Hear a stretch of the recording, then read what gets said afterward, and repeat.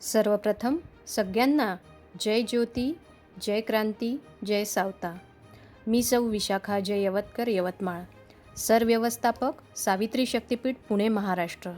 सर्वात आधी संस्थेचे संस्थापक अध्यक्ष आदरणीय गुरुवर्य दशरथ कुलधरण अण्णासाहेब यांना माझा जय ज्योती, जय सावित्री. तसेच तमाम सावित्रीच्या लेकींना आणि मान्यवर मंडळींना स्नेहपूर्वक नमस्कार करते आणि माझ्या विषयाला सुरुवात करते. सखींनो, सावित्री शक्तिपीठामार्फत सावित्रीच्या लेकी नेहमीच नवनवीन विषय घेऊन आपणासमोर प्रस्तुत होत असतात. त्यातीलच एक अलीकडेच फारच सुंदर असा लेख वाचनात आलेला आहे. तो लेख आज आपणासमोर सादर करते. चला तर मग माझ्या विषयाला सुरुवात करते. हे निर्मिका, कोणताही अर्ज केला नव्हता की कुणाचीही शिफारस नव्हती. असे कोणतेही असामान्य कर्तृत्वही नाही. तरीही डोक्याच्या केसांपासून पायाच्या अंगठ्यापर्यंत 24 तास देवा तू रक्त फिरवतोस. जिभेवर नियमित अभिषेक करत आहेस. अखंडपणे तू माझे हे हृदय चालवतोस. चालणारे कोणते यंत्र तू फिट करून दिले आहेस रे निर्मिका. पायाच्या नखापासून ते डोक्याच्या केसापर्यंत विना अडथळा संदेशवहन करणारी प्रणाली कोणत्या अदृश्य शक्तीने चालते आहे काही समजत नाही. हाडामासांमध्ये तयार होणारे रक्त कोणते जगावेगळे आर्किटेक्चर आहे याचा मला मागमूसही नाही.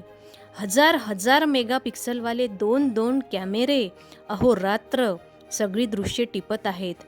10 हजार टेस्ट करणारा जीभ नावाचा टेस्टर, अगणित संवेदनांची जाणीव करून देणारी त्वचा नावाची सेन्सर प्रणाली आणि वेगवेगळ्या फ्रिक्वेन्सीची आवाज निर्मिती करणारी स्वरप्रणाली आणि त्या फ्रिक्वेन्सीचे कोडिंग डिकोडिंग करणारे कान नावाचे यंत्र, 75% पाण्याने भरलेला शरीररूपी टँकर, हजारो छिद्रे असतानाही कुठेही लीक होत नाही.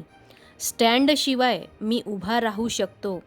गाडीचे टायर झिजतात पण पायांचे तळवे कधीही झिजत नाही. अद्भुत अशी रचना. सांभाळणे, स्मृती, शक्ती, शांती हे सर्व निर्मिका तू देतोस.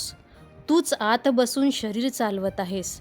अद्भुत आहे हे सर्व, अविश्वसनीय, अनाकलनीय. अशा शरीररूपी मशीनमध्ये कायम तूच आहेस याची जाणीव करून देणारा आत्मा निर्मिका. तू असा काही फिट बसविला आहे की आणखी काय तुझ्याकडे मागावं.